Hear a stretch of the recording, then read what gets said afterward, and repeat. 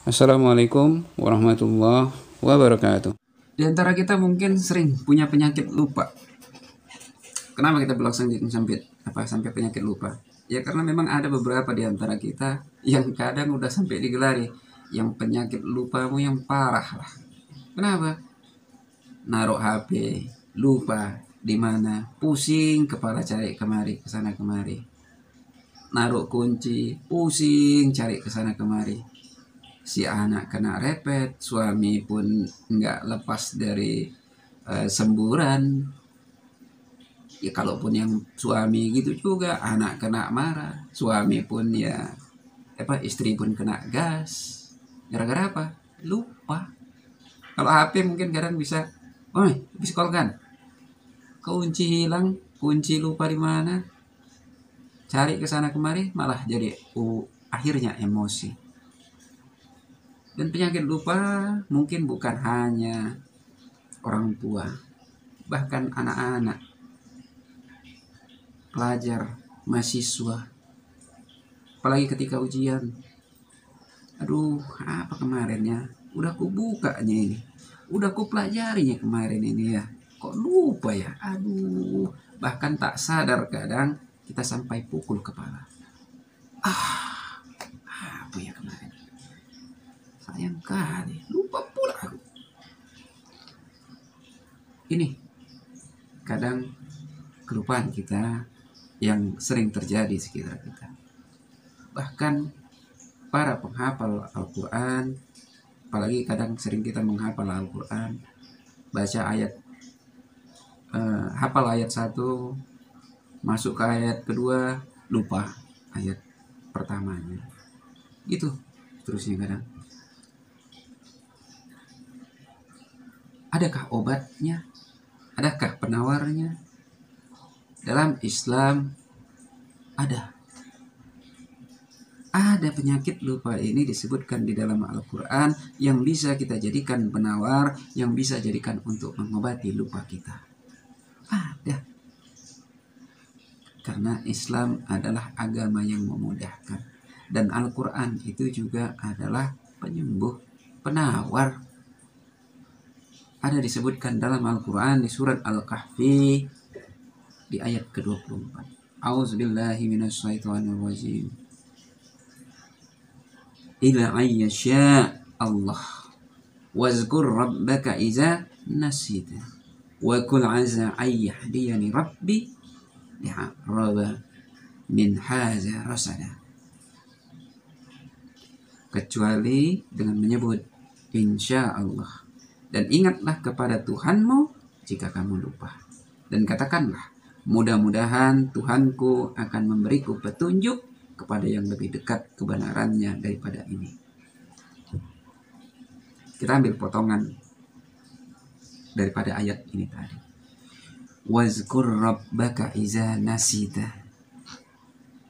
Dan ingatlah kepada Tuhanmu jika kamu lupa. Jadi Allah menyebutkan di sini, ingatlah Allah ketika lupa.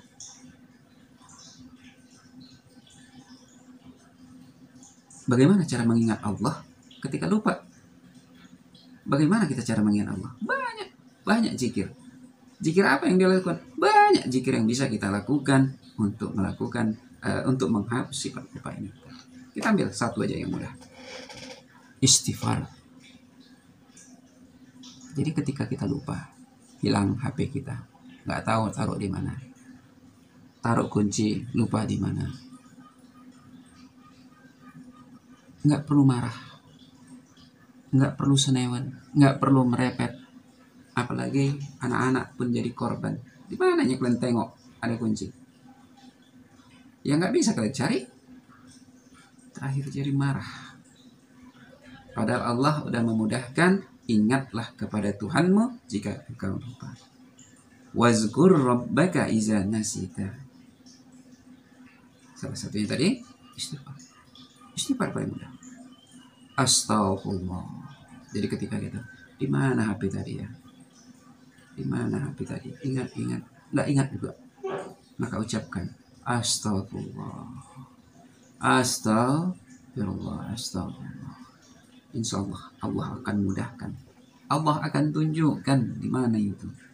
Begitu juga anak-anak ketika ujian, katakan anak SD, SMP, SMA, bahkan anak kuliahan pun, jika lupa mungkin pelajarannya, apa tadi ya yang jawabannya, udah kubuka pelajarannya tadi malam. Gak usah terlalu pusing sampai pusing untuk memikirkannya, maka dekatkan hati kita kepada Allah. Astagfirullah, astagfirullah. Insya Allah, Allah akan bukakan petunjuknya dengan istighfar. Itu istighfar yang paling mudah. Kenapa kita sebutkan?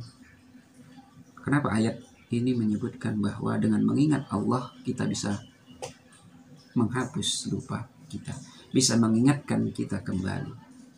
Karena apa? Allah dengan kita berzikir, jangankan petunjuk dunia, jangankan untuk mengingat di mana HP, jangankan mengingat di mana kita letakkan kunci, jangankan mengingat apa jawaban dari soal yang diberikan, untuk jalan menuju akhirat aja Allah tunjukkan ketika kita berzikir kepada Allah. Dengan zikir sepenuh hati, ikhlas, ridho kepada Allah, Allah akan tunjukkan kepada kita jalan ke akhirat, jalan yang lurus, jalannya orang-orang yang telah diberi nikmat sebelumnya, jalannya para nabi, jalan orang yang menuju surga Firdaus. Allah tunjukkan jika kita mau mengikuti petunjuk Allah, berzikir kepadanya. Allah tunjukkan. Dengan istighfar ini Allah tunjukkan. Jika jalan akhirat yang masih buta kita, Allah akan tunjukkan. Allah akan bukakan. Apalagi hanya sekedar HP, kunci, dan lain sebagainya. Hal yang remeh. Maka ketika kita lupa, dekatkan diri kita kepada Allah dengan beristighfar. Lagian gak ada ruginya beristighfar ini. Kenapa? Karena disebutkan Nabi SAW dalam sebuah riwayat Musnad Ahmad di nomor hadis 10.022 dari riwayatnya Abu Hurairah. Beliau berkata, qala Rasulullah SAW, Inna Allah azza wa jal la yarfa'u darajah li abdis salih fil jannah. Rasulullah SAW bersabda, sesungguhnya Allah azza wa jalla akan mengangkat derajat seorang hamba yang soleh di dalam surga. Fayaqul, kemudian hamba itu berkata, Ya Rabb, anna lihazi. Apa? Kemudian hamba itu pun terkejut dan berkata, wahai Rabb, dari mana semua ini? Kenapa? Karena dia nggak pernah ngerasa mengerjakan amalan itu, nggak pernah merasa mengerjakan perbuatan itu, tapi Allah naikkan derajatnya karena suatu amalan. Sehingga dia berkata, Ya Rabb, anna lihazi. Dari mana semua ini ya Rabb? Maka Allah berfirman, bi istighfari waladika dzaka. Maka Allah berfirman, dari istighfar anakmu. Dari mana? Dari istighfar anak kita. Maka kita di akhirat bisa naik derajat kita dengan istighfar anak kita. Dan ketika kita beristighfar, maka istighfar itu juga bisa menjadi hadiah kejutan bagi orang tua kita ketika nanti di akhirat. Maukah kita memberikan hadiah kejutan kepada orang tua kita? Ketika di dunia aja kita senang dengan hadiah, senang dengan kejutan. Apalagi ketika nanti di akhirat. Tidak hanya sekedar hadiah semata, tapi hadiah yang istimewa. Allah naikkan derajat kita di akhirat.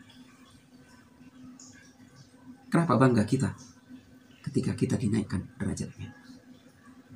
Kenapa kita senang ketika orang tua kita dinaikkan derajatnya di surga? Karena beda di surga itu ada 100 tingkat. Yang setiap tingkatnya, setiap derajatnya itu bedanya seperti langit dan bumi.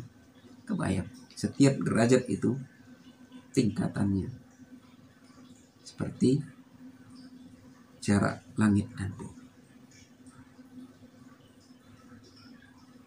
Maka istighfar selain kita bisa mengobati lupa kita, bisa menjadikan kita mengingat kembali apa yang kita lupa, tapi istighfar juga memiliki bonus, memiliki hadiah keutamaan, di mana orang tua kita akan terkejut ketika di akhirat dia mendapatkan kiriman istighfar. Bukan kiriman pun, kita beristighfar atas kegiatan kita, tapi Allah jadikan istighfar kita itu hadiah kejutan bagi orang tua kita. Apa kita tidak mau beristighfar? Dua keuntungan. Selain mengingat lupa, Allah sertakan itu menjadi hadiah kejutan bagi orang tua. Maka tidak ada ruginya bagi kita. Di dunia kita dapat menghapus sifat lupa kita. Di akhirat orang tua kita juga ikut mendapatkan hadiah dari istighfar kita. Lalu kita dapat apa? Kalau orang tua kita aja dapat, apalagi kita. Tak udah diragukan pahala yang disiapkan Allah Subhanahu wa Ta'ala. Allah Azza akan selalu memberikan sekecil apapun perbuatan amal kita. Dan terlebih lagi istighfar itu, karena Nabi SAW selalu beristighfar. Dalam suatu hari disebutkan ada 7 kali, karena Nabi SAW menyebutkan, wallahi inni la astaghfir wa atubu ilai fi yaumi aksari min sab'ina marrah. Tapi dalam hadis lain disebutkan juga bahwa Nabi SAW, wallahi inni la astaghfirullah wa atubu ilai fi yaumi aksari min mi'ata marrah. Dalam 100 kali. Jadi Nabi menyebutkan ada, sekarang beliau 70 kali istighfar, 100 kali istighfar dalam satu hari. Bahkan dalam satu kali duduk, dalam beberapa riwayat hadis disebutkan. Dan memang kalau kita perhatikan istighfar, berapa kali kita bisa beristighfar dalam sekali duduk? Mungkin 100 kali bisa kita langsung bisa beristighfar. Jadi kita perbanyak istighfar kita, insya Allah kita akan sifat lupa kita akan terhapus. Dan memang istighfar ini bermacam-macam, mulai dari yang singkat tadi istighfar, ada juga sayyidul istighfar, yaitu istighfarnya yang terbaik, istighfar yang paling utama. Itu memang agak panjang, itu juga ada disebutkan banyak di dalam riwayat hadis. Istighfarnya itu seperti Allahumma anta rabbi wa ana abduka. Ya Allah, engkaulah Tuhanku dan aku adalah hambamu. La ilaha illa anta, dan tidak ada Tuhan selain engkau. Khalaqtana wa ana abduka. Engkau yang menciptakanku dan aku adalah hamba. Asbahtul ala ahadika wa wa'dika mastata'tu. Pada pagi hari aku melaksanakan sumpah dan janji kepadamu semampuku. A'udzubika min syarri ma sana'tu. Dan aku berlindung kepadamu dari kejelekan yang telah aku perbuat. Wa abu'u laka bi ni'matika 'alayya. Dan aku kembali kepadamu dengan kenikmatan Allah, kenikmatanmu ya Allah atasku. Wa abu'u laka bi zunubi. Dan aku kembali kepadamu dengan dosa-dosaku. Waghfirli, ampunilah aku. Innahu la yaghfiru dzunuba illa anta. Dan sungguhnya tidak ada yang dapat memberi ampunan dosa kecuali engkau. Ini adalah salah satu zikir, salah satu istighfar yang paling baik, lengkap. Jadi kalau kita ulangi lagi, Allahumma anta rabbi wa ana abaduka, la ilaha illa anta khalaqtani wa ana abaduka, asbahtu ala ahadika wa wa'adika mastata'tu, a'udzu bika min syarri ma sana'tu wa abu'u laka bi ni'matika alayya wa abu'u laka bi zunubi faghfirli innahu la yaghfiru dzunuba illa anta. Mudah-mudahan dengan zikir kita ini, dengan istighfar kita ini, kita bisa mengurangi energi kita untuk marah, mengurangi energi yang sia-sia karena mencari kesana kemari, nggak ketemu, bisa memulihkan ingatan kita kembali, mencerahkan pemikiran kita kembali, sehingga kita lebih mudah mengingat sesuatu. Maka perkuat istighfar kita. Di samping itu, tadi sudah kita sebutkan, selain mengobati lupa kita, mencerahkan ingatan kita juga, istighfar ini juga bisa menjadi hadiah kejutan kepada orang tua kita. Allah akan angkat orang tua kita ke derajat yang lebih tinggi karena istighfar kita. Begitu juga kalau ketika kita mau mencontoh Nabi Shallallahu Alaihi Wasallam, maka kita juga bisa mendapat pahala mencontoh Nabi, karena Nabi Shallallahu Alaihi Wasallam itu beristighfar dalam suatu hari itu disebutkan 70 kali, bahkan dalam suatu riwayat yang lain disebutkan 100 kali. Maka mari kita untuk beristighfar, menguatkan pemikiran kita, mencerdaskan pikiran kita dengan istighfar. Mudah-mudahan bermanfaat bagi kita semua. Billahi taufiq wal hidayah. Assalamualaikum warahmatullahi wabarakatuh.